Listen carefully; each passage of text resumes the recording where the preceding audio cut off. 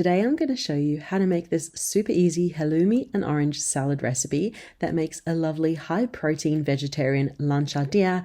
And I've got the blog post which I'll leave down below, which has the recipe and lots of ideas for variations too, so click through for that. And be sure to leave a like, subscribe for more videos, comment too, let me know if you give this a try and what you think of it. So let me chat you through the 4 ingredients and then show you really quickly how to make it. I've got a bit of spinach waiting in my dish over there. I've got an orange, tomato and some halloumi that I've sliced up. We're going to fry up this halloumi and then put it all together. Halloumi is frying. I'm just going to fry it until it's golden on both sides. While the halloumi is cooking, I've chopped up my orange. I've just peeled it, chopped it up, and all that juice I'm saving to use. It's almost like a dressing.